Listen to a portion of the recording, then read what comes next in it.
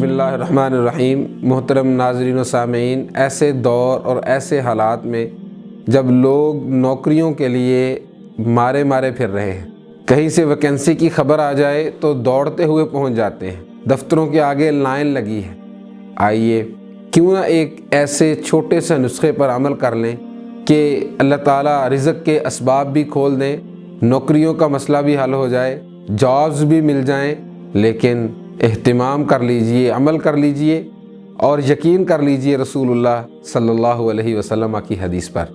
ابو امامہ الباہلی رضی اللہ تعالیٰ عنہ فرماتے ہیں کہ رسول اللہ صلی اللہ علیہ وسلم نے فرمایا 3 قسم کے لوگ ایسے ہیں جن کی ضمانت اللہ تعالیٰ نے دی ہے۔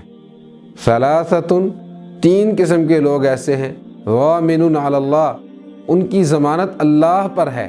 اللہ تعالیٰ کس چیز کی ضمانت دیتے ہیں؟ 2 چیزوں کی ضمانت اللہ تعالیٰ دیتے ہیں، زندگی کی بھی اور مرنے کے بعد والی زندگی کی بھی، اس دنیا کی بھی اور آخرت کی بھی۔ دنیا میں کیا ضمانت دیتے ہیں؟ رسول اللہ صلی اللہ علیہ وسلم نے فرمایا ان عاش رزق و کفیہ، اگر یہ زندہ رہے گا تو اس کو رزق دیا جائے گا، رزق کے اسباب آسان ہو جائیں گے، رزق کی تلاش آسان ہو جائے گی، نوکریاں آسان ہو جائیں گی، جاب ملنی آسان ہو جائے گی، رزق کے دروازے کھل جائیں گے۔ وقوفیہ، اور شر سے بچا لیا جائے گا، فتنوں سے بچا لیا جائے گا، شر اور برائیوں سے محفوظ کر لیا جائے گا۔ وَإِمَّاتَ، اگر فوت ہو جاتا ہے، أَدْخَلَهُ الْجَنَّةَ، تو اللہ تعالیٰ اس کو جنت میں داخل کر دیں گے۔